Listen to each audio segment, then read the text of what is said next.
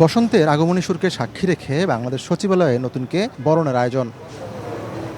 বুধবার সকাল থেকে সাজ রওয়া প্রশাসনের প্রাণকেন্দ্রে। দুপুর 12:30টার কিছু পরে সচিবালয়ে আসেন বাংলাদেশ সরকারের নতুন প্রধানমন্ত্রী তারেক রহমান। চিরাচরিত নিয়ম মেনে সরকার প্রধানের গাড়িতে তখন লাল সবুজের পতাকা। একই সময়ে সচিবালয়ে আসতে থাকেন মন্ত্রী ও প্রতিমন্ত্রীরা। দেশের নতুন কাণ্ডারীদের অভিবাদন জানাতে আগে থেকে প্রস্তুত ছিল সচিবালয়। সকালে সাড়া হয় শেষ মুহূর্তের খুঁটিনাটি।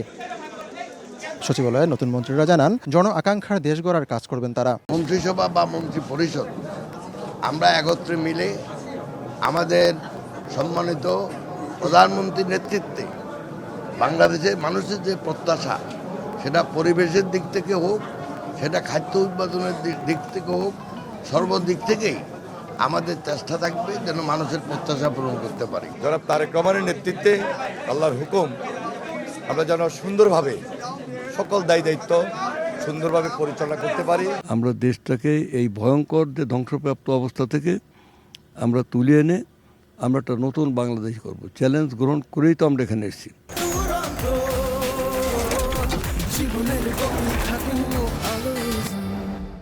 বলেন, মানুষ 17 বছরের দুঃশাসন ভোলেনি, সেই শিক্ষা মনে রাখা উচিত রাজনীতিবিদদেরও। বাংলাদেশের মনে করবে তারাই এই বাংলাদেশের মালিক।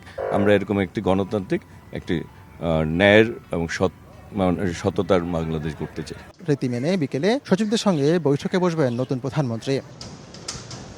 অভ্যুত্থানের পরে নির্বাচন এবং নির্বাচনের পরে গঠিত হয়েছে নতুন সরকার।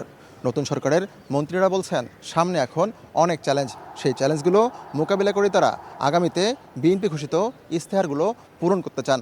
এখন দেখার বিষয়, জনগণকে দেয়া ওয়াদাগুলো তারা কতটুকু পূরণ করতে পারেন। আতিকুর রহমান তামাল, সময় সংবাদ, ঢাকা।